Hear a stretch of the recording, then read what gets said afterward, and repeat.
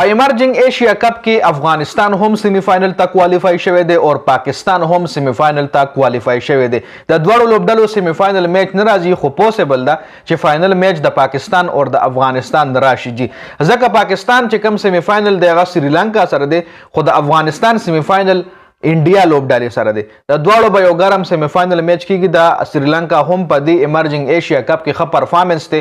د پاکستان لوبډله که چېرې موږ په ان پیپر باندې وګورو په کاغذ باندې وګورو په ټیم پرفارمنس باندې خبره نه کوو ان پیپر باندې د پاکستان لوبډله ډېره سټرانګ ده.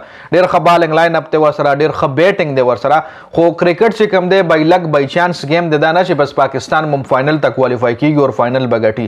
ښه دې نه علاوه افغانستان باندې که موږ خبره وکړو د افغانستان سیمی فائنل میچ انډیا سره دی.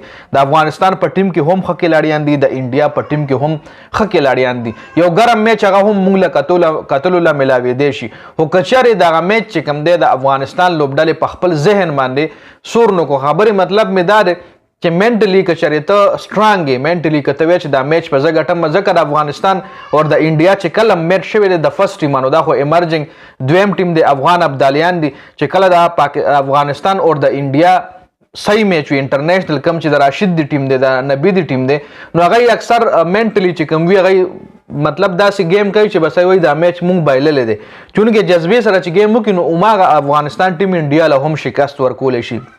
د افغانستان ټیم تر اوسه پورې په انټرنیشنل لوبو کې انډیا له شکست نه دی ورکړی.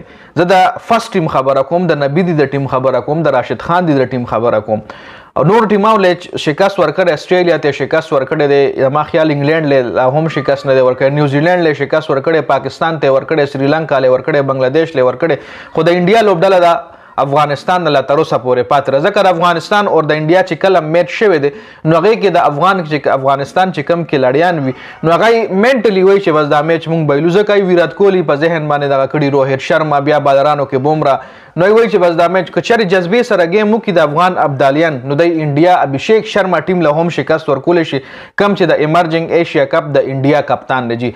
د انډیا ټیم هم ښه دی مطلب داسې کمزوری ټیم نه دی. ایمرجنګ ایشیا کپ ټیم یادوم لومړنی ټیم چې کوم د ویرات کوهلي ټیم چې کوم دی خو ښکاره خبره ده د ایشیا ټاپ ټیمانو کې هغه ټاپ ټیم دی جی. خو ایمرجنګ ایشیا کپ کې هم د انډیا لوبډلې سره ښه کھلاړیان دي. د آی پی ایل ښه پرفارمر هغوی په دغه ټیم کې شامل کړي دي.